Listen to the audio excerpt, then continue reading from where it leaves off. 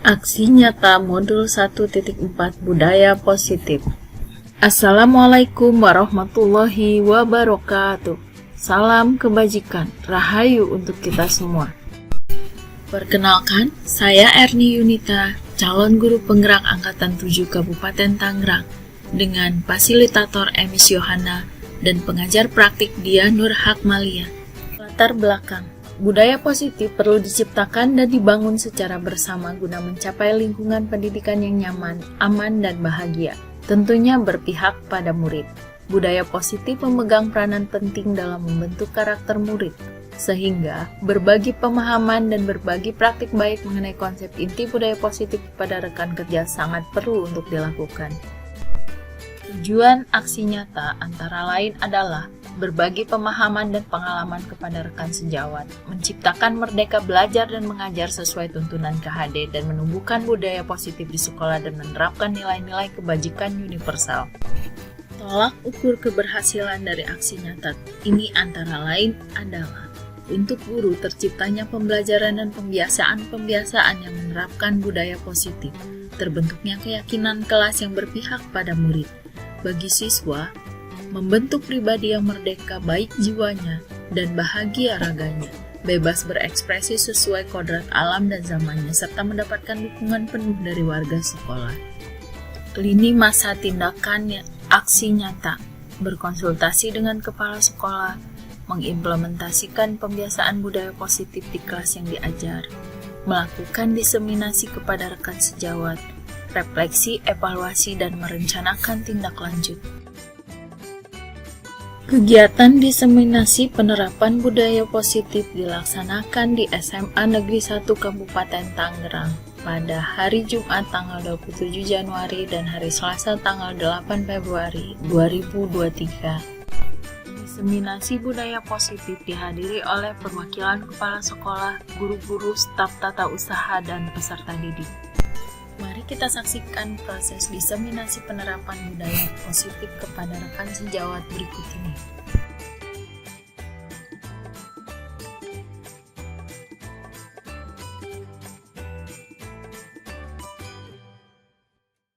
Assalamualaikum warahmatullahi wabarakatuh.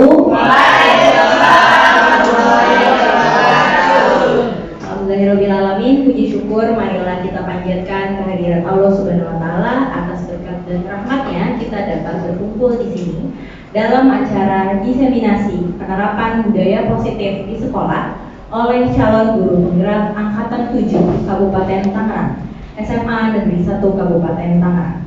Baik, sebelum kita memulai acara, mari sama-sama kita mengucapkan basmalah. Bismillahirrahmanirrahim. Kita perkenalan dulu dengan calon guru penggerak Angkatan 7 Kabupaten Tangerang, SMA Negeri 1 Kabupaten Tangerang. Dimulai dari calon guru penggerak yang pertama, Ibu Yuyun Supianti. Assalamualaikum warahmatullahi wabarakatuh. Waalaikumsalam warahmatullahi wabarakatuh. Saya yakin banget teman-teman itu kenal dengan saya. Tapi saya wajib memperkenalkan diri. Saya adalah calon guru penggerak Angkatan 7 Kabupaten Tangerang yang mewakili SMA Negeri 1 Kabupaten Tangerang dengan nama Yuyun Supianti Esos MPD. Tepuk tangan dulu. Bapak dan Ibu, perkenalan singkat saja. Saya pribadi dan teman-teman akan melakukan diseminasi penerapan budaya positif di sekolah. Kami yakin, saya pribadi yakin dan teman-teman CGP yakin, kita semua sebetulnya sudah melakukan penerapan budaya-budaya positif untuk diri kita sendiri dan tentunya untuk peserta didik kita. Tetapi tentunya kita harus mau banyak menambah ilmu dan wawasan juga cakrawala. Mudah-mudahan diseminasi ini untuk teman-teman bisa menambah wawasan dan cakrawala untuk kita bagaimana menjadi guru yang baik dan dirindukan oleh peserta didik kita. Salam dan bahagia.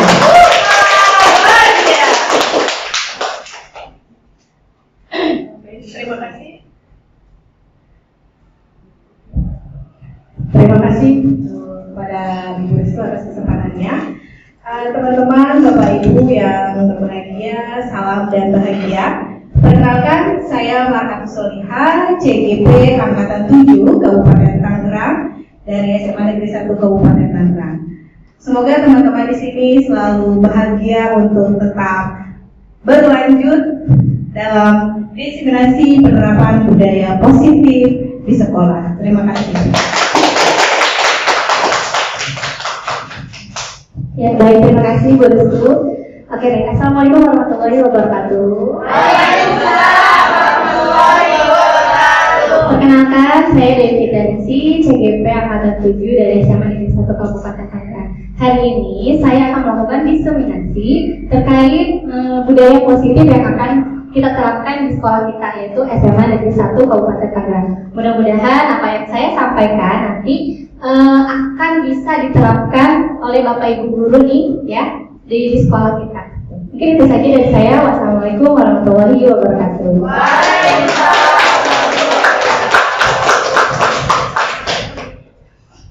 Assalamualaikum warahmatullahi wabarakatuh. Waalaikumsalam warahmatullahi wabarakatuh.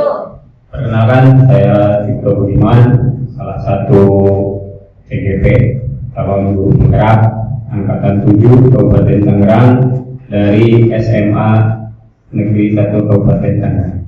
Pada kesempatan ini izinkan saya untuk menyampaikan diseminasi penerapan budaya positif di sekolah, yaitu di sekolah kita tercinta di SMA Negeri 1 Kabupaten Tangerang. Semoga dengan acara ini, dengan acara diseminasi ini, kita akan lebih memahami tentang arti budaya positif. Terima kasih. Assalamualaikum warahmatullahi wabarakatuh. Waalaikumsalam warahmatullahi wabarakatuh.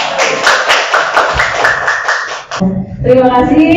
Perkenalkan, saya Erni Yunita dari CGP Angkatan 7. Alhamdulillah kami beruntung sekali di satu sekolah SMA 1 Kabupaten Tangerang ada 5 CGP sehingga kami bisa melaksanakan diseminasi ini dalam bentuk kolaboratif.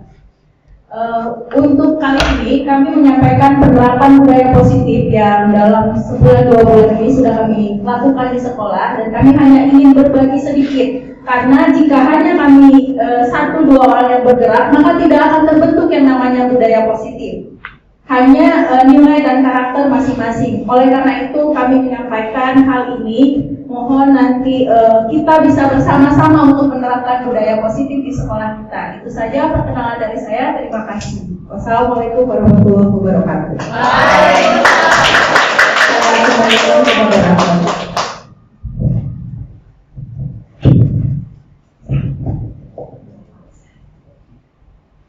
Baik, setelah perkenalan dengan masing-masing CGP Angkatan 7 Kabupaten Tangerang yang mewakili SMA Negeri 1 Kabupaten Tangerang, sekarang mari sama-sama kita simak materi dari CGP Angkatan 7 Kabupaten Tangerang, SMA Negeri 1 Kabupaten Tangerang. Baik, penyampaian materi berikutnya akan disampaikan oleh Ibu Eni Yurita SPD. Kepada Ibu Eni, disilakan. Terima kasih kepada Ibu Moderator. Masih semangat teman-teman? Terima kasih, luar biasa.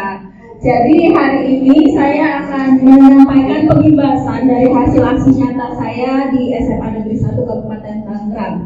Sebenarnya ini hal yang biasa teman-teman lakukan, tapi mungkin selama ini kita masing-masing sendiri-sendiri. Nah, sekarang waktunya kita menyatukan apa ya namanya ya, komitmen, visi.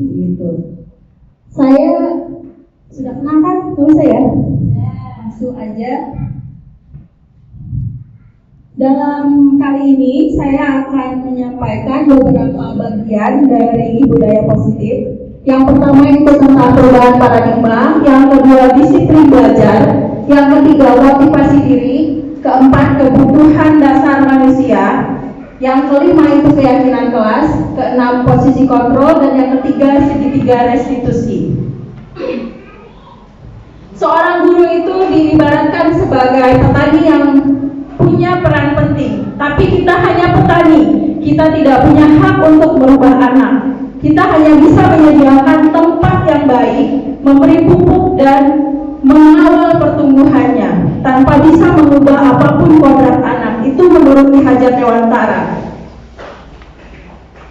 Apa pentingnya menciptakan suasana positif di lingkungan kerja? Karena dengan positif itu kita enak, semua itu enak, semua bisa menjalani dengan bahagia gitu. Karena kalau bahagia semuanya bisa kan Bu Mama ya? Iya dong, bahagia ya. Materi pertama tentang perubahan paradigma. Di sini stimulus respon, dan setelah kami belajar di Guru Penggerak, ada yang namanya teori kontrol. Kita bisa lihat dari kegiatan yang sudah kita lakukan kemarin, perubahan paradigma, yaitu kegiatan kepalan tangan. Yang mana yang bisa menahan kepalan tangan? Pasti diri kita sendiri. Sekuat apapun orang lain untuk mencoba mempengaruhi kita, hanya diri kita yang bisa mengontrol apakah kita akan membuka kepalan tangan atau tidak. Seperti itu juga halnya dengan kontrol diri. Ada beberapa miskonsepsi yang selama ini terjadi di kalangan para pengajar, terutama pendidik seperti saya ya. Kadang-kadang saya juga masih merasa ada beberapa hal yang saya anggap itu benar. Ternyata secara teori pendidikan yang berkembang sekarang ini, itu adalah miskonsepsi atau hanya sekedar ilusi. Contoh, kita menganggap guru itu mampu mengontrol murid, padahal sebenarnya itu hanya ilusi. Kita tidak bisa mengontrol murid. Murid itu dia punya kontrol diri masing-masing. Kadang dia menuruti atau patuh terhadap perintah guru itu hanya karena dia ada motif lain, atau mungkin karena menghormati gurunya seperti itu. Tapi kontrol pribadinya itu ada dalam diri masing-masing siswa. Ilusinya yang lain seperti semua penguatan positif, efektif dan bermanfaat.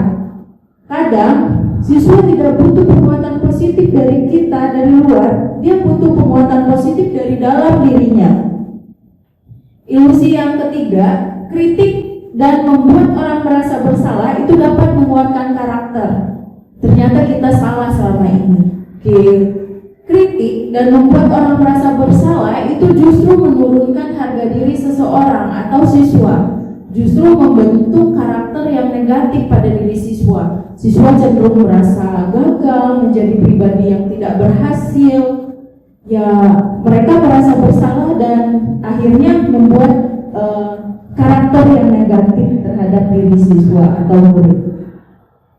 Ilusi berikutnya adalah orang dewasa memiliki hak untuk memaksa. Kita kadang merasa kita sebagai seorang dewasa itu berhak untuk memaksa anak mematuhi kita. Padahal sebenarnya itu adalah hal yang salah atau hanya sebuah ilusi. Bagaimana seseorang bisa berubah dari paradigma stimulus respon ke pendekatan teori kontrol? Kita akan lihat bersama-sama bagaimana kita bisa merubah paradigma lama menuju ke paradigma baru. Paradigma baru, bila kita ingin membuat kemajuan perlahan atau sedikit-sedikit, ubahlah sikap atau perilaku Anda. Namun, bila kita ingin memperbaiki cara-cara utama kita, maka kita perlu mengubah kerangka acuan kita. Ubahlah bagaimana Anda melihat dunia, bagaimana Anda berpikir tentang manusia. Ubahlah bagaimana paradigma Anda, skema pemahaman dan penjelasan aspek-aspek tertentu tentang realitas, seperti perubahan paradigma yang bisa kita lihat pada tabel berikut ini. Teori kontrol ini akan membentuk model berpikir yang menang-menang atau model berpikir yang menang-menang. Kita berusaha memahami pandangan orang lain tentang dunia. Kita tidak lagi memaksakan pandangan sendiri atau pandangan orang lain harus sama dengan kita. Perilaku buruk pada dasarnya itu pasti ada tujuan tertentu yang dilakukan. Mereka melakukan perilaku buruk, misalkan para murid melakukan perilaku buruk, pasti ada hal tujuan yang dibalik perilaku mereka tersebut. Orang lain bisa mengontrol saya, tidak ada orang yang bisa mengontrol diri pribadi. Yang bisa mengontrol itu hanya diri sendiri. Pemaksaan ada pada saat rujukan gagal. Pada teori kontrol tidak ada pemaksaan, yang ada hanyalah kolaborasi dan konsensus.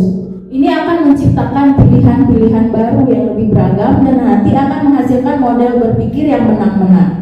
Materi selanjutnya tentang disiplin positif. Ya, sebelum kita masuk ke disiplin positif, ada beberapa hal yang perlu kita tanyakan pada diri kita masing-masing. Bagaimana kita berperilaku?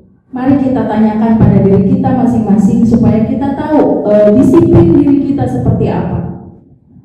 Mengapa kita melakukan segala sesuatu, dan apakah kita melakukan segala sesuatu karena adanya dorongan dari lingkungan atau ada dorongan yang lain? Disiplin. Selama ini kita menganggap disiplin itu adalah patuh terhadap aturan.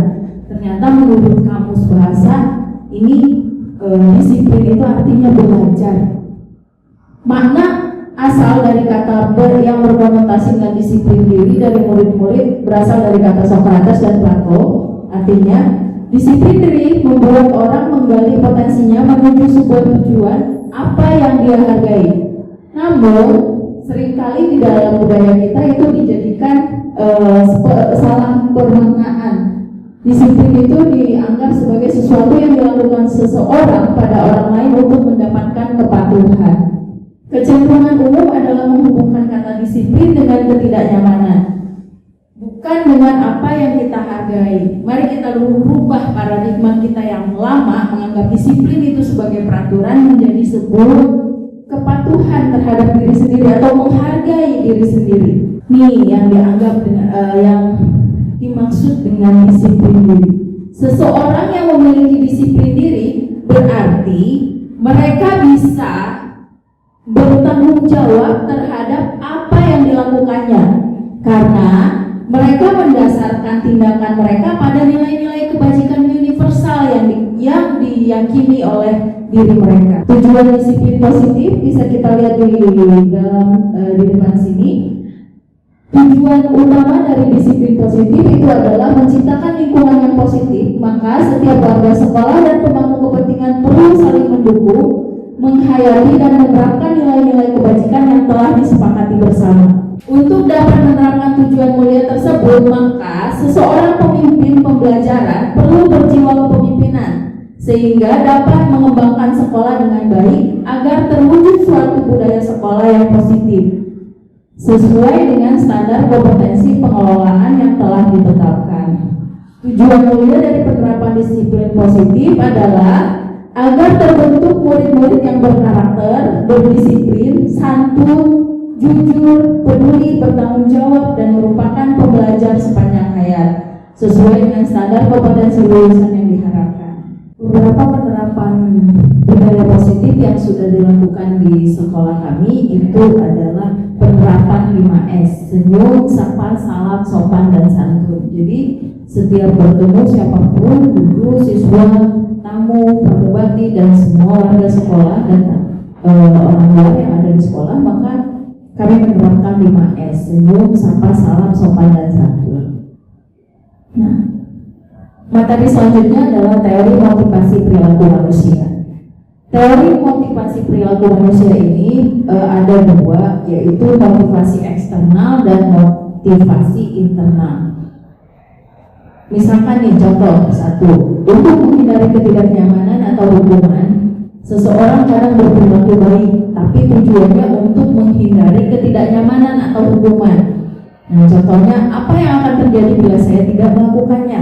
Nah, ini termasuk motivasi eksternal. Yang kedua, untuk mendapatkan imbalan dari orang lain atau institusi. Nah, ada juga yang melakukan hal baik atau kebajikan-kebajikan tertentu untuk mendapatkan imbalan. Dalam diri sendiri itu akan bertanya, apa yang akan saya dapatkan apabila saya melakukannya? Nah, ini juga termasuk motivasi eksternal, tidak dari dalam dirinya, tapi dari luar. Yang nomor 3 itu adalah untuk menghargai diri sendiri dan menjadi insan sesuai harapan kita. Nah, yang ini yang motivasi internalnya, tujuan dari disiplin positif.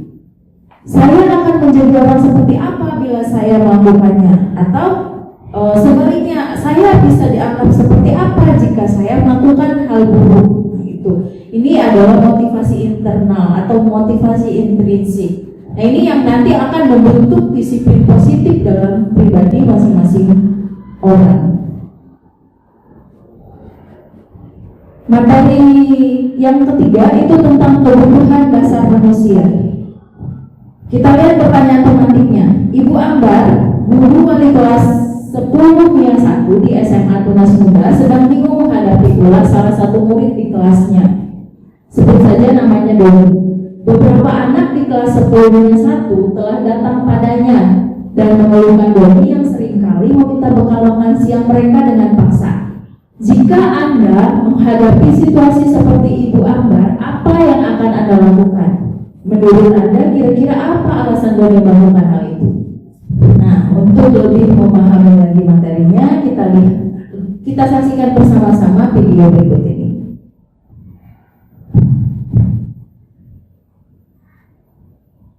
Salam dan bahagia Ibu dan Bapak Guru hebat. Untuk membangun budaya sekolah yang positif dengan lingkungan yang aman dan mendukung murid untuk menjadi pribadi yang berdaya, seimbang, dan bahagia, salah satu upaya yang dapat dilakukan oleh guru adalah memahami kebutuhan dasar yang mendasari perilaku murid. Pada video kali ini, kita akan membahas tentang 5 kebutuhan dasar manusia.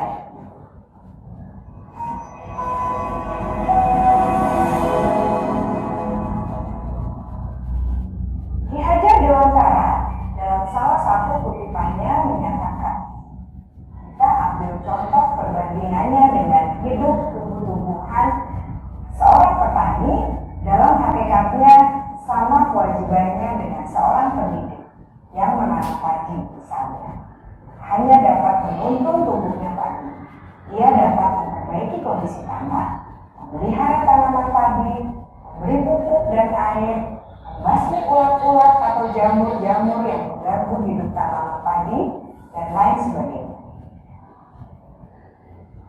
Ketika guru memahami kebutuhan apa yang mendasari perilaku murid, dan guru berusaha menuntun dan mendukung murid dalam memenuhi kebutuhannya secara positif, pada hakikatnya guru tersebut ibarat seorang petani yang sedang berusaha memahami kebutuhan masing-masing tanaman, dan ia berusaha memenuhi kebutuhan tanaman tersebut agar dapat tumbuh dengan subur dan maksimal. Dr. William Glasser, seorang psikiater dari Amerika Serikat, menyatakan bahwa seluruh tindakan manusia memiliki tujuan tertentu, yaitu memenuhi kebutuhan dasarnya. Ketika kelima kebutuhan dasar telah terpenuhi secara memadai, maka murid akan tumbuh dengan seimbang dan bahagia. Sebaliknya, ketika kebutuhan dasar tidak terpenuhi dengan baik, maka seseorang akan mengalami emosi negatif, seperti bosan, sedih, dan kecewa. Bahkan mereka dapat melakukan perbuatan yang bertentangan dengan nilai-nilai kebajikan atau melanggar peraturan. Dengan kata lain, perilaku buruk seseorang biasanya adalah respons dari kebutuhan yang tidak terpenuhi. Namun, mereka tidak tahu cara untuk menyampaikan. Ada 5 kebutuhan dasar manusia menurut Dr. William Glasser, yaitu yang pertama, kebutuhan untuk bertahan hidup atau survival. Yang kedua, kebutuhan untuk merasa diterima atau love and belonging. Yang ketiga, kebutuhan akan dasar. Yang keempat itu kebutuhan atas kesenangan atau fun. Dan yang kelima, kebutuhan atas penguasaan atau power. Iya, power, penguasaan atau power.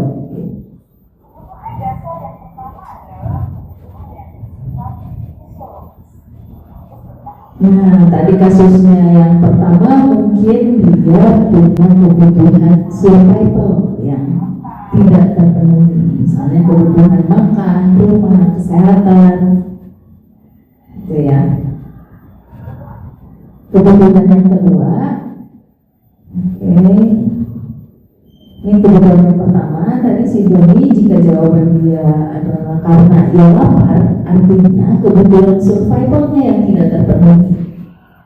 Jika tadi Doni menjawab bahwa alasannya memilih bekal temannya itu karena merasa senang temannya jadi memperhatikan dia, itu karena dia tidak terpenuhi kebutuhan kasih sayang dan rasa diterimanya. Dan ada juga kebutuhan dasar manusia, yaitu penguasaan. Dalam kasus yang di atas, apabila Doni menjawab dia merasa hebat karena temannya takut dengan dia dan menuruti keinginannya, maka sebetulnya Doni sedang berusaha memenuhi kebutuhan dasarnya akan kekuasaan. Kebutuhan berikutnya adalah kebebasan atau freedom. Kebutuhan untuk bebas ini adalah kebutuhan akan kemandirian, otonomi, memiliki pilihan dan mampu mengendalikan arah hidup seseorang. Contoh kasus Doni yang tadi, bahwa dia merasa bosan dengan bekal makan yang dibawakan ibunya dari rumah, karena ibunya selalu membawakan bekal yang sama misalnya. Oleh karena itu dia ingin mencoba makanan teman-temannya yang beraneka ragam. Maka Doni sedang berusaha memenuhi kebutuhannya akan kebebasan. Selanjutnya kesenangan atau fun. Anak-anak dengan kebutuhan dasar kesenangan yang tinggi biasanya dia akan menikmati segala sesuatunya dan dia akan berkonsentrasi tinggi saat mengerjakan hal yang dia senangi. Mereka suka permainan, suka mengoleksi barang, suka bergurau, suka melucu dan juga menggemaskan. Bahkan kadang mereka bertingkah laku buruk. Mereka ingin terlihat lucu gitu, supaya mendapatkan kebutuhan dasar berupa kesenangan.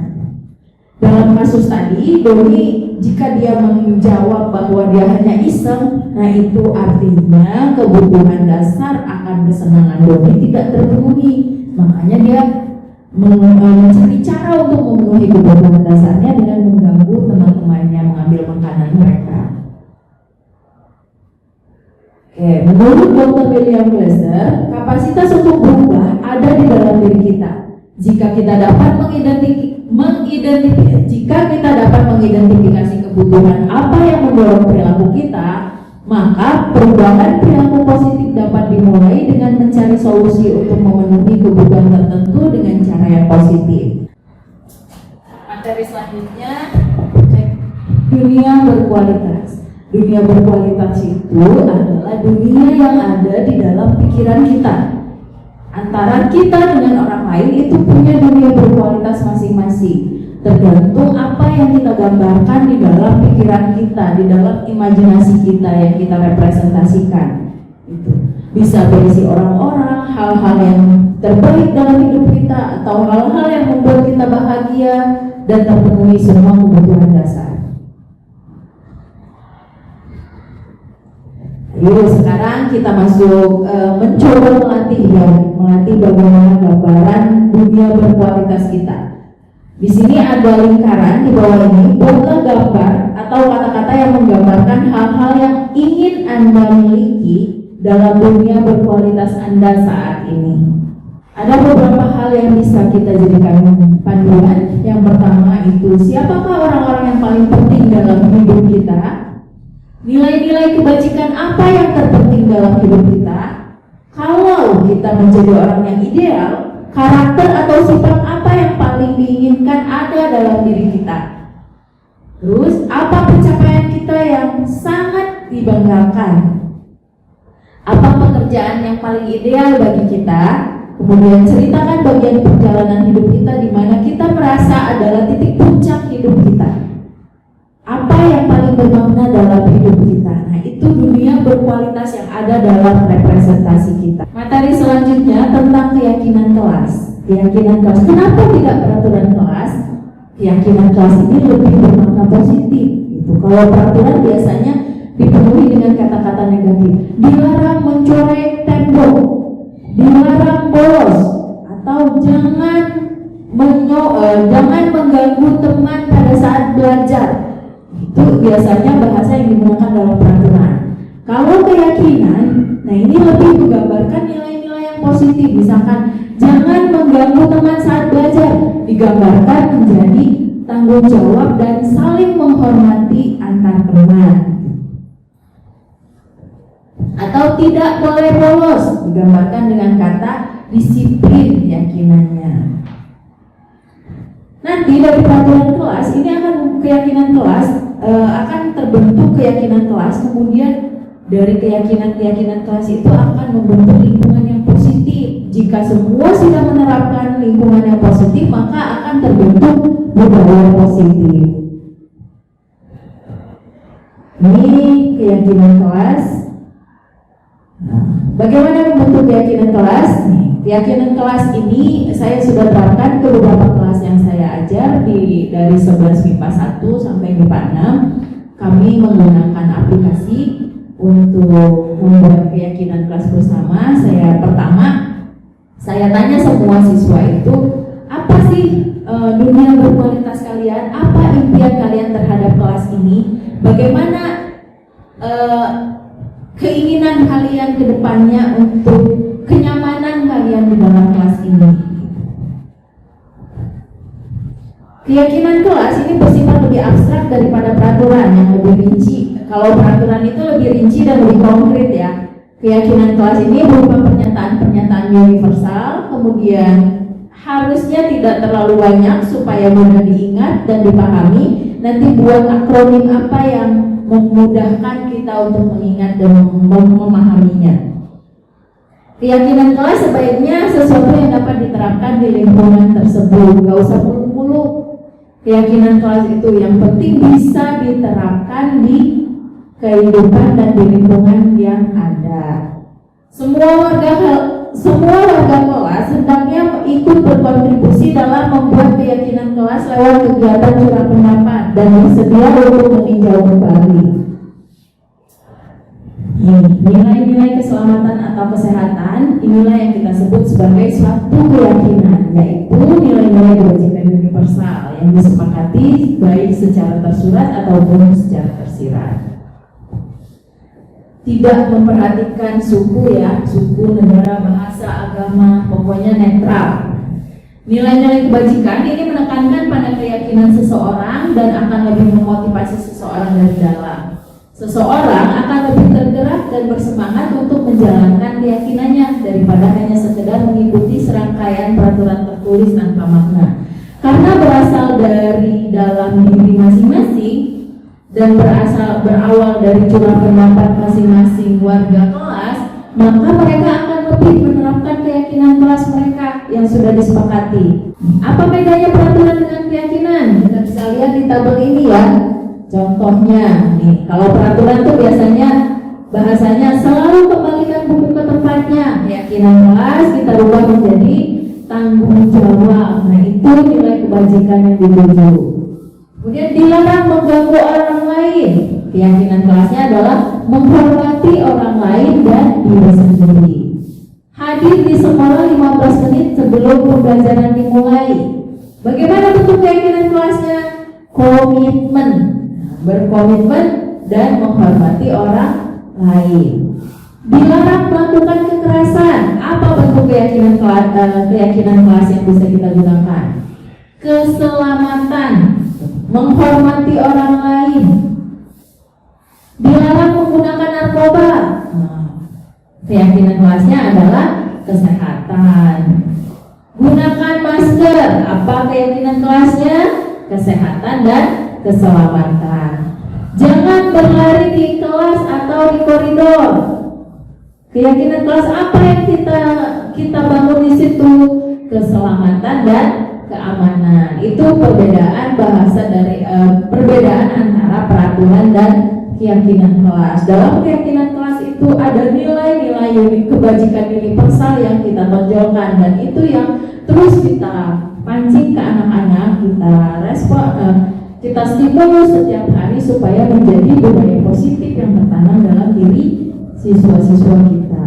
Ini prosedur pembentukan keyakinan kelas atau keyakinan sekolah. Nih, susun, kemudian ganti kalimat-kalimat negatif menjadi kalimat positif.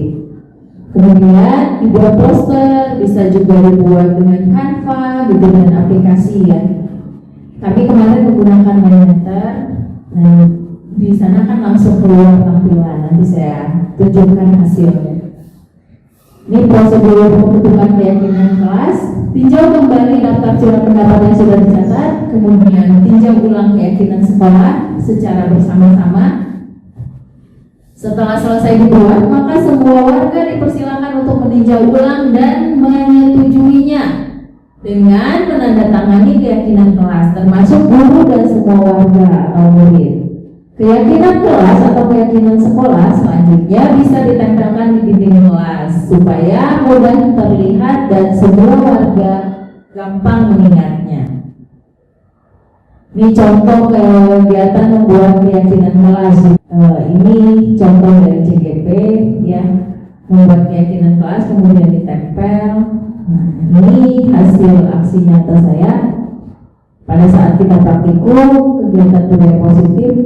Ada pengalaman berharga yang diperoleh dari aksi nyata ini, antara lain murid jadi lebih kreatif, muncul rasa kebersamaan, kerjasama, gotong royong, dan belajar dengan gembira. Perasaan yang muncul pada diri mereka adalah merdeka belajar sesuai dengan kodrat zaman dan alamnya. Sini nanti mereka menggunakan aplikasi, kemudian mereka bersenang-senang sesuai dengan usianya. Jadi mereka belajar sambil bermain. Ini bentuk kelas impian dari 11-6.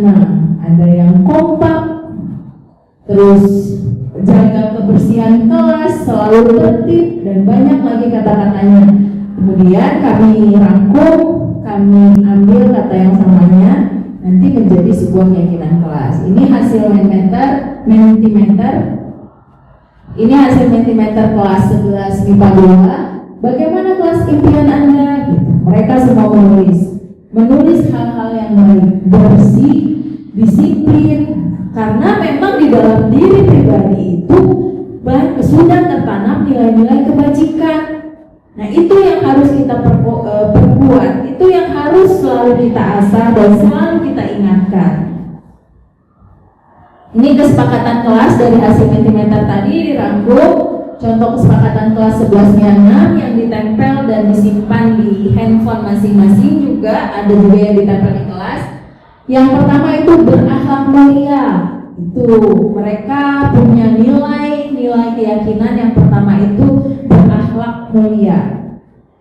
Yang kedua saling peduli. Yang ketiga itu saling menghargai. Kemudian disiplin diri, komunikasi, keterbukaan, integritas, dan kolaborasi. Nah, itu kesepakatan kelas 11-6. Kalau 11-2 dari hasil diskusi dan curah pendapat kami mendapatkan beberapa poin. Yang pertama, saling menyayangi, kata mereka.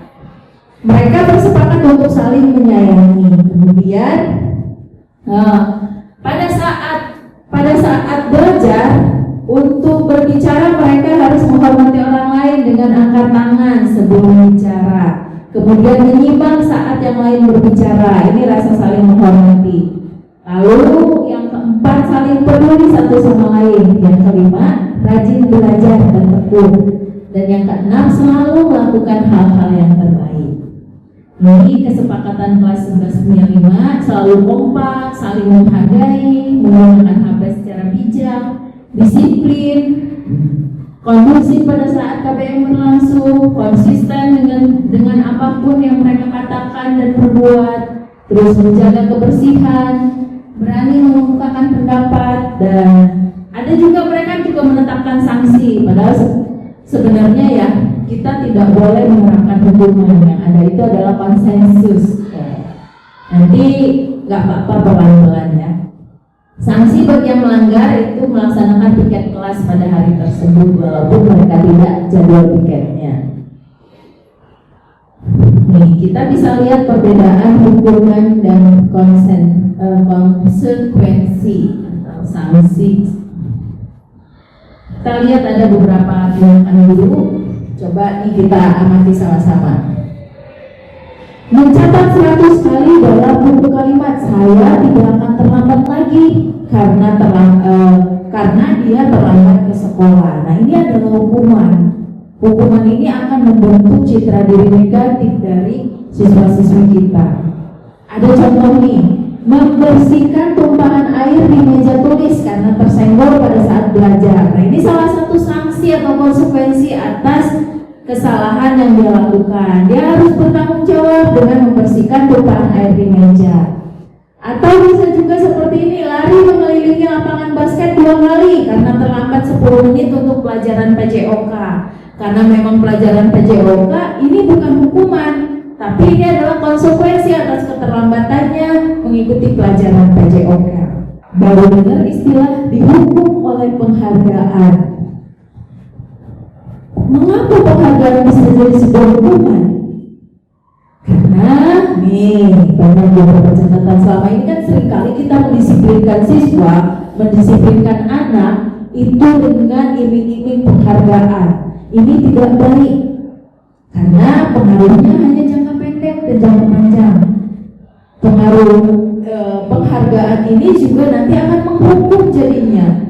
Mereka tidak benar-benar berubah atau meyakini nilai-nilai kebajikan universalnya, tapi karena takut atau motivasi ekstrinsik atau eksternal. Penghargaan ini tidak efektif karena nanti anaknya akan melakukan sesuatu tapi berharap mendapatkan penghargaan, dan bisa juga merusak hubungan dan mengurangi ketepatan. Itu yang makanya penghargaan itu bisa dianggap sebagai hukuman. Ini perbedaan hukuman dan sanksi. Apa perbedaan hukuman dan konsekuensi yang tadi? Hukuman ini sesuatu yang menyakitkan dan harus terjadi. Kalau konsekuensi itu adalah sesuatu yang harus terjadi atas kesalahan yang sudah terjadi atau kesalahan yang sudah dilakukan. Nah, itu hal yang wajib dilakukan setelahnya untuk memperbaikinya. Kalau hukuman ini seringkali membuat anak sakit, baik secara fisik maupun secara mental untuk jangka waktu lama.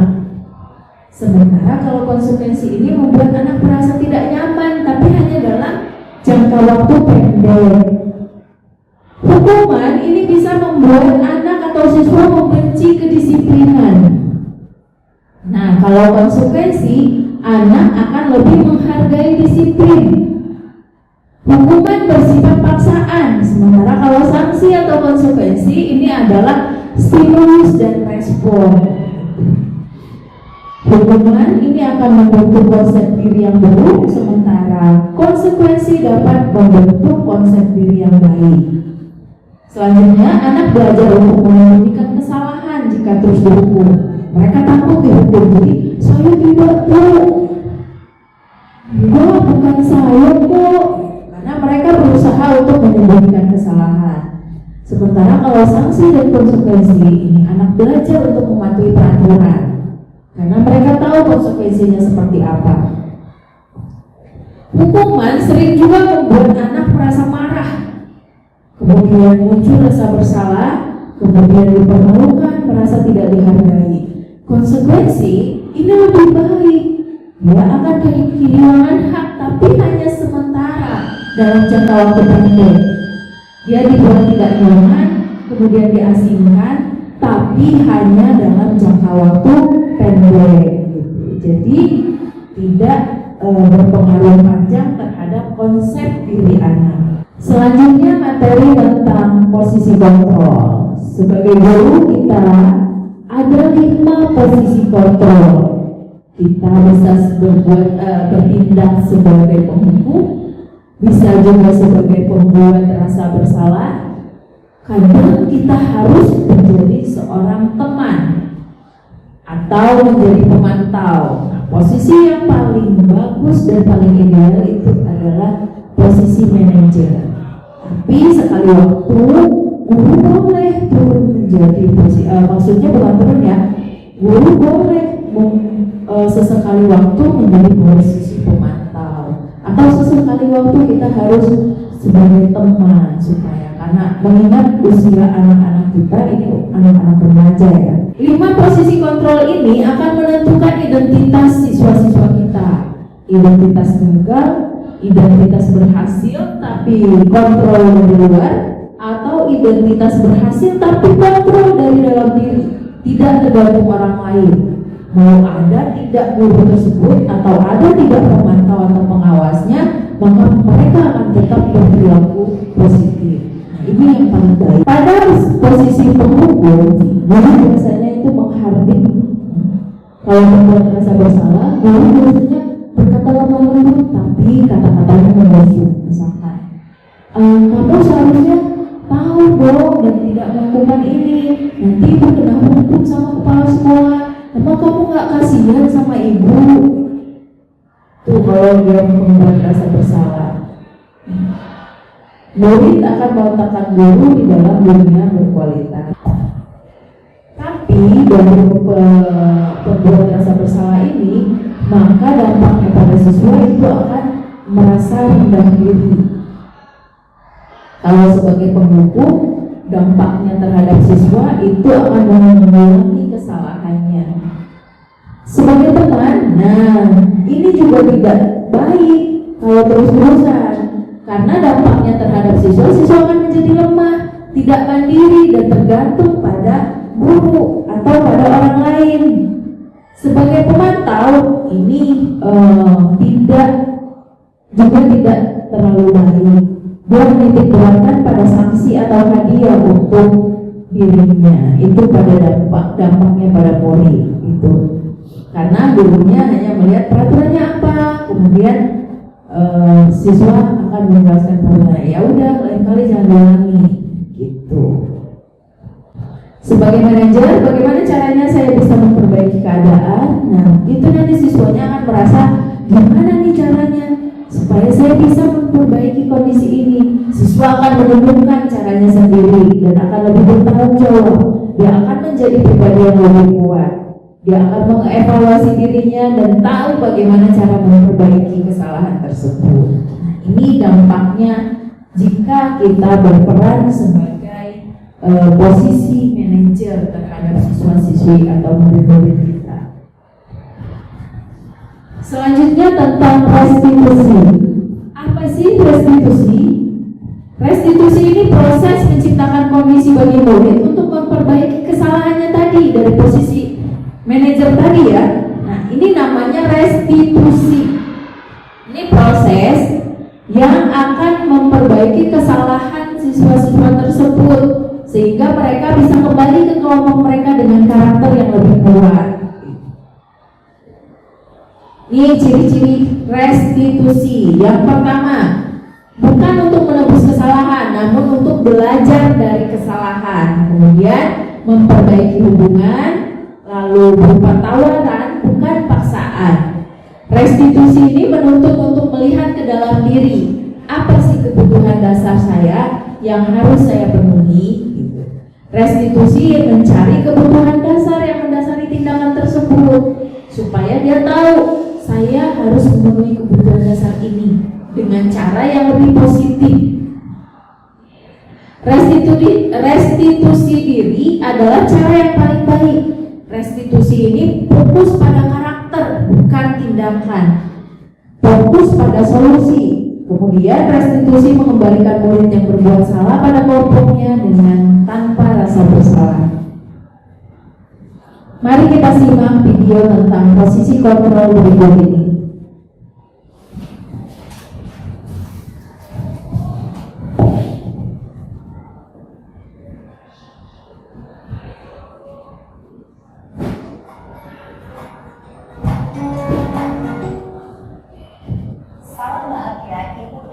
Guru hebat dalam penerapan disiplin positif restitusi.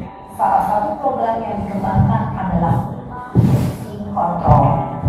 5 posisi kontrol dalam restitusi adalah proses perjalanan seorang pendidik agar dapat mengenali dirinya.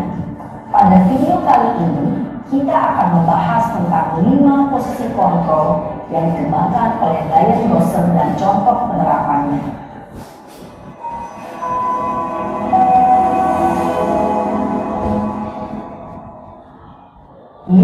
posisi kontrol itu adalah 1.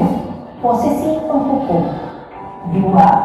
Posisi pembuat bersalah, 3. Posisi teman, 4. Posisi pemantau atau monitor, dan 5. Posisi manajer. Untuk lebih memahami kelima posisi tersebut, mari kita saksikan kasus Naren yang terlambat hadir 20 menit di sekolah dan melihat bagaimana kelima posisi kontrol dalam menghadapi masalah tersebut.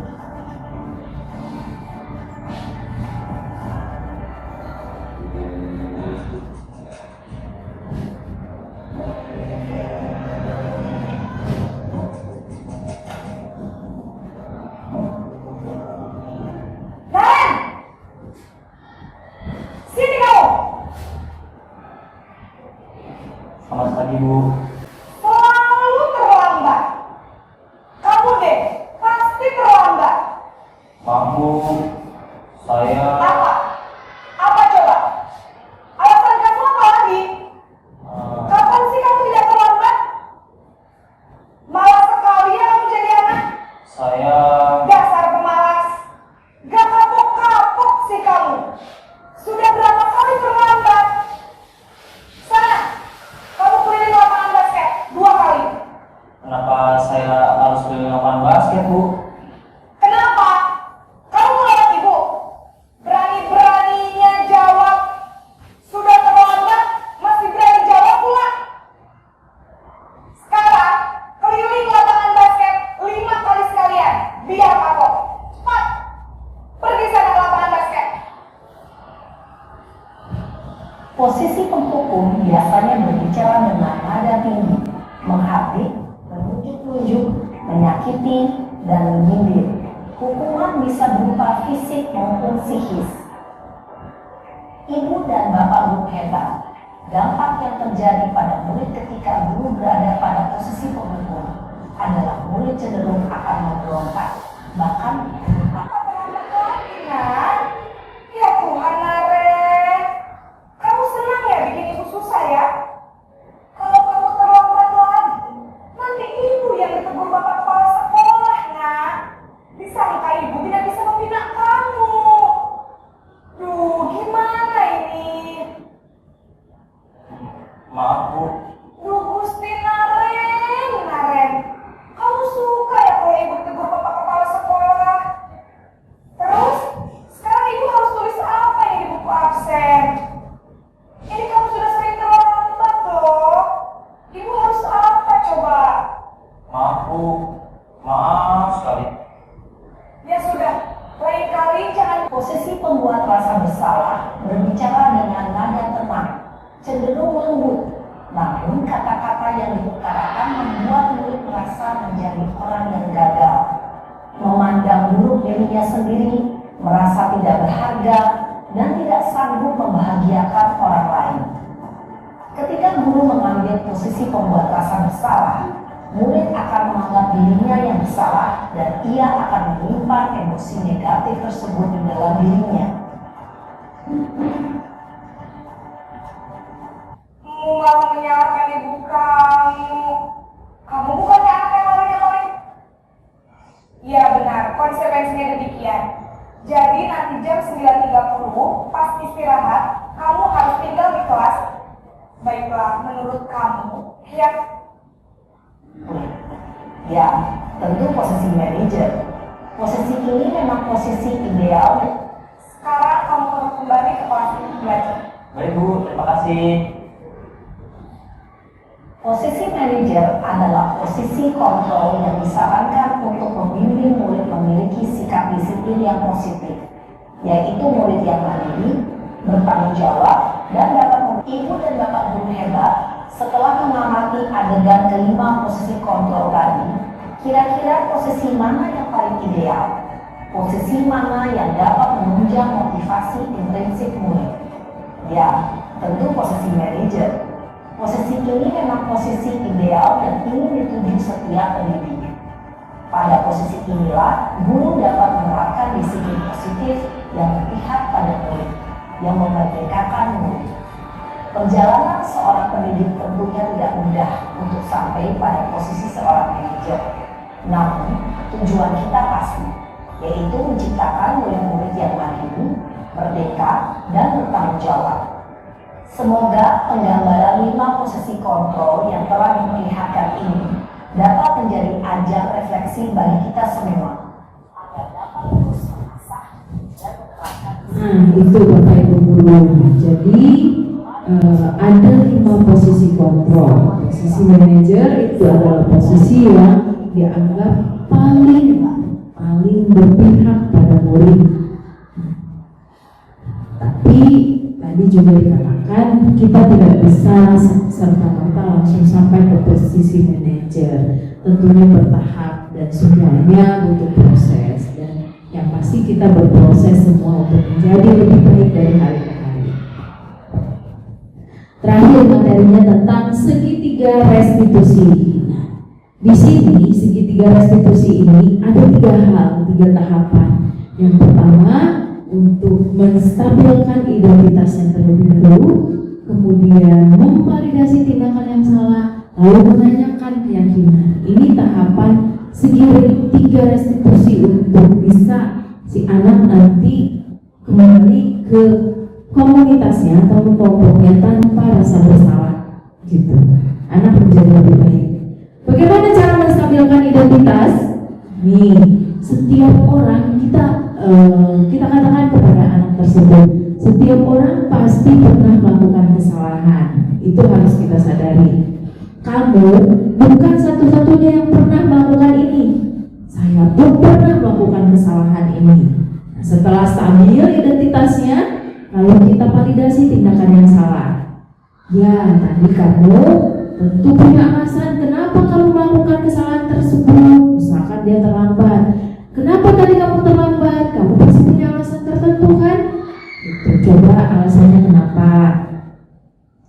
Lalu setelah dia menjelaskan alasannya, kita arahkan untuk memvalidasi tindakan yang salah itu supaya menjadi sebuah tindakan yang positif. Gitu. Oh, adakah cara yang lebih efektif untuk mendapatkan apa yang kamu butuhkan? Misalkan dia terlambat karena kesiangan. Gitu. Gimana caranya supaya kamu tidak kesiangan? Dia coba mencari solusi sendiri atas masalah tersebut. Kemudian nanti dia akan menemukan sendiri solusinya. Seperti, saya akan tidur lebih awal dulu, atau saya akan menyetel alarm, atau saya akan meminta tolong ibu dan kakak saya untuk membangunkan saya. Dan yang terakhir itu kita harus menanyakan keyakinan. Nilai-nilai apa yang telah kita sepakati. Misalkan disiplin, bertanggung jawab. Nah, artinya dia harus meyakini. Apakah kamu meyakini keyakinan tersebut, nilai-nilai keyakinan yang sudah kita sepakati? Ya. Nah, apa yang menjadi impian kamu? Orang seperti apa? Kamu ingin menjadi orang seperti apa? Kita tanyakan. Saya ingin menjadi seseorang yang tepat waktu, disiplin, jadi orang yang sukses. Nah, dari situ kita akan mulai mendidik dia untuk tidak lagi melakukan kesalahan yang sama. Ini ya segitiga restitusi. Ini cara menstabilkan yang tadi sudah saya gambarkan sedikit. Yang pertama, menstabilkan identitas untuk membuat anak yang merasa gagal karena berbuat salah menjadi kembali positif. Ini tujuan dari menstabilkan identitas. Misalnya, berbuat salah itu manusiawi. Tidak ada manusia yang sempurna. Bapak atau ibu juga pernah berbuat salah. Kita pasti bisa menyelesaikan permasalahan ini supaya anak tidak merasa sendiri. Bapak tidak tertarik untuk mencari tahu siapa yang benar, siapa yang salah. Nah, sekarang Bapak atau ibu lebih tertarik untuk menyelesaikan masalah. Kalau kamu menyalahkan dirimu sendiri terus-menerus, apakah kamu bersikap baik pada dirimu sendiri? Karena anak juga harus bersikap baik terhadap diri, termasuk kita juga ya. Tidak boleh terus menyalahkan diri sendiri. Ini tujuan dari menstabilkan identitas. tahap restitusi yang kedua itu adalah validasi tindakan yang salah. Untuk apa validasi tindakan yang salah? Nih, untuk membantu siswa mengenali kebutuhan dasarnya. Apa basic need yang dia ingin penuhi? Seperti misalkan dia butuh kebebasan, dia kurang perhatian. Nah, itu kebutuhan dasarnya. Atau kebutuhan bertahan hidupnya tidak terpenuhi. Ini harus kita cari tahu apa kebutuhannya, kebutuhan dasar anak atau diri kita yang tidak terpenuhi. Gitu. Karena pada dasarnya kesalahan itu pasti memiliki tujuan. Seseorang berbuat sesuatu, baik itu kesalahan ataupun hal baik, itu pasti ada tujuannya. Pada dasarnya setiap tindakan manusia tujuannya itu adalah memenuhi basic needs atau kebutuhan dasar. Apakah itu kekuasaan atau penguasaan, power, kemudian apakah itu freedom, kebebasan, atau love and belonging atau kebutuhan kasih sayang, perhatian, kebutuhan fun-nya, kebahagiaannya, dan kebutuhan survival-nya atau kebutuhan bertahan hidupnya. Bagaimana kita harus bersikap? Kita bisa berkata seperti ini, kamu bisa saja kan melakukan hal yang lebih buruk, tapi kamu tidak melakukannya kan? Atau kamu pasti punya alasan mengapa melakukannya. Apa yang penting bagi kamu? Lalu kamu boleh tetap berusaha menjaga sikap itu, tapi tambahkan sikap yang lain, sikap yang baru. Sikap baru ini arahkan ke sikap-sikap yang positif sesuai dengan keyakinan kelas atau keyakinan bersama. Maukah kamu belajar cara lain untuk mendapatkan yang kamu butuhkan tanpa harus memukul, misal, tanpa harus berbuat negatif? Apakah kamu bisa melakukan dengan yang lebih baik besok lagi, nak? Nah, hal-hal ini yang menjadi tahapan kedua dari segitiga restitusi, yaitu validasi tindakan yang salah. Karena kita tidak boleh juga membiarkan anak itu dalam perbuatan salah. Kita harus mengatakan kalau salah itu ya salah gitu. Atau validasi bahwa ini tindakan tidak benar. Yang ketiga, menanyakan keyakinan. Apa tujuannya? Nih, anak melihat kesalahannya dihubungkan dengan norma sosial dan nilai-nilai yang mendasari manusia berinteraksi dengan orang lain. Kita bisa berkata seperti ini. Apa nilai yang kita percaya di kelas? Nilai-nilai universal apa yang telah kita sepakati? Kelas yang ideal seperti apa sih yang kita inginkan waktu itu sudah kita sepakati? Atau bisa juga kita tanyakan, kamu mau jadi anak seperti apa? Karena semua orang pada dasarnya ingin menjadi baik dan dianggap baik. Apa yang kamu rasakan ketika kamu melakukan itu? Kamu menjadi orang yang seperti apa, nak? Ini hal-hal yang kita tanyakan untuk tahap yang ketiga. Ini contoh kasus penerapan yang sudah saya lakukan di sekolah. Ini ada murid yang bercanda berlebihan ketika keluar dari kelas sampai berkata kasar kepada temannya. Lalu saya coba melakukan restitusi terhadap anak tersebut. Nah, ini nanti sama-sama kita lihat videonya. Jadi pada saat satu kelas ada jam olahraga, kemudian anak lainnya jam istirahat. Saya baru keluar dari ruang kelas selesai mengajar. Tidak sengaja saya mendengar anak ini memanggil temannya, tapi teman yang lainnya itu sedang asik bercerita, gitu. Karena merasa tidak dihiraukan, anak ini mengagetkan dari belakang, gitu. Kira teman yang berdua langsung kaget dan terlontarlah kata-kata kasar terhadap teman yang tadi. Ini ada kebutuhan dasar yang harus kita tanya.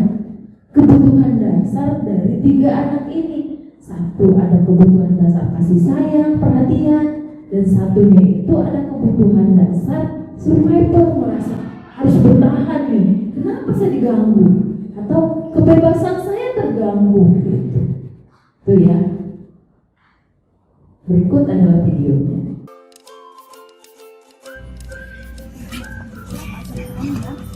Biasa aja sih, kayak lo tau masih dari acara tahun kemarin, lo inget gak sih? Kayak gitu lagi masih ada futsal. Ya, tapi gimana sekarang masa futsal lagi? Kenapa sih kalian? Ya masuk lagi. Kagetin, kaget gak? Yaudah, yuk. Ya ampun, Elsa. Kenapa kalian? Berapa sih? Di mana ngelempar? Ini Bu, tadi kita lagi asik-asik ngobrol, lagi jalan, terus dia ngagetin dari arah belakang. Ya tuh refleks ya. Iya Bu. Tiba-tiba Habisnya mereka lebay banget Bu, masa dikagetin doang ngomong kasar. lebay. Kan kita kaget ya. Tapi mereka tuh emang so cantik Bu, lebay. Dia cantik kan? Ya iya, kita cuma ngobrolnya katain cantik, sirik. Ya emang gedos banget. Ya udah ya, kita ngobrol bareng yuk. Mau di mana kita ngobrol? Mau di kantin? Di sini Ngobrol sama dia, udah. Ya baperan cuma ya main doang. Terus aku tuh tadi mau ngasih makanan Bu ke mereka, tapi mereka malah ngasih ngomong kasar. Tahu? Karena mereka ngomong kasar duluan Bu. Enggak gitu lah. Yuk kita ngobrol bareng yuk. Di sini. Ayo kita ngobrol bareng bertiga. Sini dong. Kenapa ada apa? Duduk sini. Ibu di tengah. Kok nggak mau di sini? Enggak mood. Sini aja. Enggak minat, sorry. Ya Allah. Tadi kamu mau temenan sama mereka. Iya, aku cuma mau temenan sama mereka. Tapi mereka malah meresponnya jelek banget Bu. masa gitu. Terus ini kenapa meresponnya kayak gitu teman-temannya? Kan kita kaget Bu, kan kita dikagetin Bu, refleks kaget gitu, ngomong kayak gitu. Tapi kan bisa meresponnya dengan baik-baik. Ada apa sih sebenarnya ini? Ada masalah apa ini sebenarnya? Kita kejadian apa ini? Ya gimana ya, orang lagi ngobrol gitu asik-asik masa tiba-tiba dikagetin sih, biar aku juga gitu. Kan bisa Bu nyapanya baik-baik gitu. Iya, kayak tiba-tiba pegang pundak kayak biasa aja, nggak usah kayak wah gitu, lebay Gua banget. kayak SKS nih Gitu. Bu. Dianya tuh ngerasanya deket, pengen temenan. Kayak gitu. Kita kan udah punya kesepakatan kelas nih sebelumnya. Ingat nggak kesepakatan kelas kita apa, Sen? Saling menghormati itu apa lagi kesepakatan kelas kita? Saling berteman dengan satu sama lain. Iya, nggak pilih-pilih kan? Iya. Terus tadi apa yang sudah kalian lakukan? Nggak mencerminkan sama sekali. Sakit nggak? Terus sekarang gimana perasaannya? Sama-sama kesel nggak? Enggak, ini Elsa kesel sama Septia kan? Tapi kalian punya privasi, kalian sendiri. Tapi hargain juga perasaannya. Ya. Dan kamu juga. Kalau mereka lagi serius, ya hargain juga mereka. Kita harus saling menghormati satu sama lain. Terus harus saling peduli juga. Kalau mau ngasih berbagi makanan jangan sampai dilempar. Baik-baik ngomongnya sama Enya. Enya kan memang wajahnya seperti itu, tapi hatinya baik. Ya, jangan baper lagi ya. Oke, gimana? Kira-kira masih mau disepakati keyakinan kelas ini atau mau kita rubah lagi nih keyakinan kelas kita? Pak Kandi, udah tahu kan ya? Jadi mulai sekarang gimana temenan? Temenan, nggak boleh berdua, nggak boleh geng-gengan, harus sama-sama, ya. Oke deh, terus gimana? Udah enak belum hatinya? Ya udah sekarang maafkan. Baik-baik. Ayo Enya dulu. Maaf ya Safia. Kayaknya yang tulus, maaf ya. Gitu dong. Baru anak hebat. Alhamdulillah, terima kasih sudah menjalankan keyakinan kelas kita. Dan nilai-nilai kebaikan itu akan jadi harga diri kita, akan jadi nilai diri kita di masa nanti. Iya, terima kasih anak-anak baik. Udah sekarang kembali main. Iya Bu, terima kasih Bu.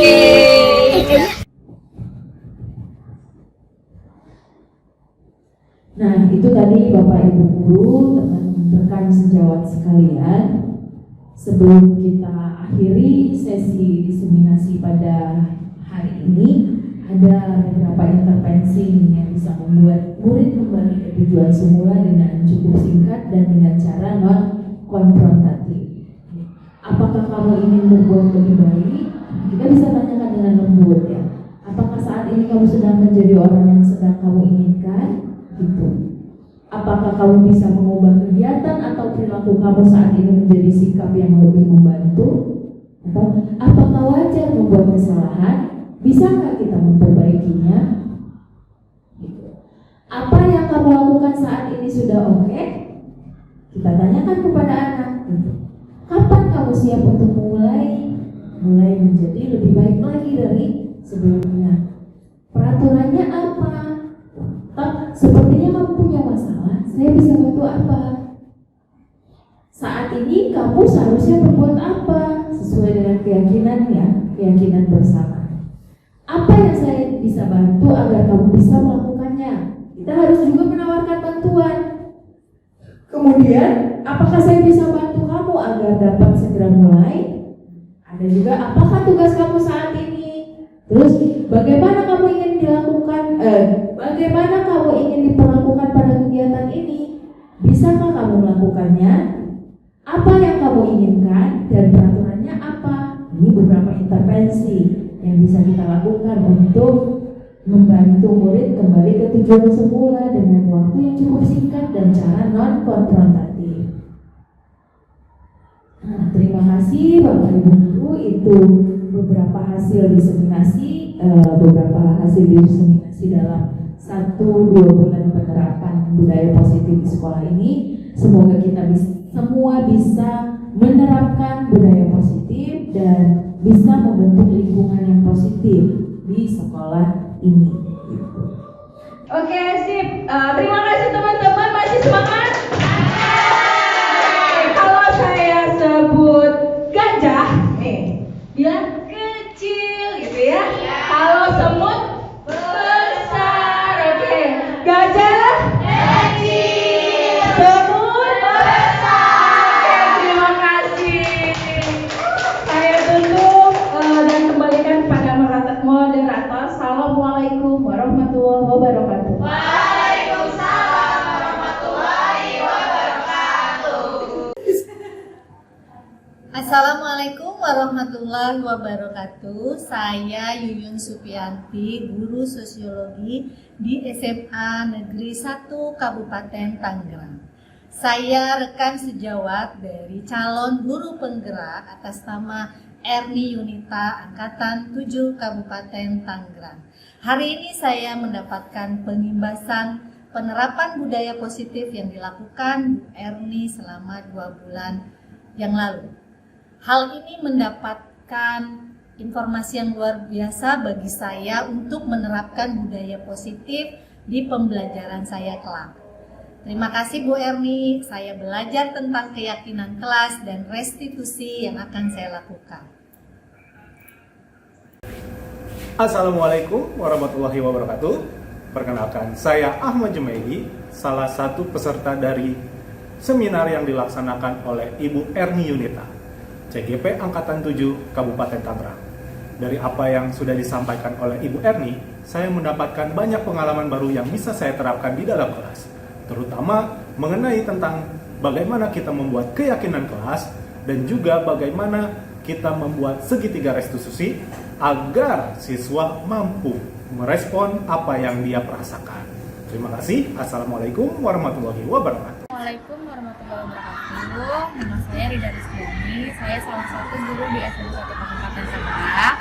Setelah mengikuti diseminasi yang sudah dilakukan oleh Bu Em dan teman-teman lain, saya sangat membuka wawasan pikiran saya bagaimana budaya positif, bagaimana seharusnya saya melakukan kesepakatan kelas, kemudian restitusi, banyak hal yang sangat menginspirasi sehingga semoga kedepannya siswa-siswi SMA 1 lebih berbudaya positif. Terima kasih. Assalamualaikum warahmatullahi wabarakatuh. 3. Kami guru dan murid mempunyai kesepakatan kelas di mana kita saling menghormati, menyayangi, juga semakin semangat untuk belajar. Fani, gimana perasaan Fani setelah menerapkan budaya positif di kelas? Lebih menyenangkan, lebih terbuka, laki-lakinya juga kayak tidak terlalu egois dan sebagainya sekarang. Ya, dan juga anak perempuannya juga ya udah lumayan, sudah kayak walaupun masih ada yang seperti itu, tapi ya namanya juga pelan-pelan pasti bisa. Betul. Gimana, udah mulai menerapkan keyakinan kelas yang kita sepakati? Insya Allah pasti ada jalan. Oke, terima kasih Fani. Setelah menerapkan budaya positif, lebih betah di kelas. Iya.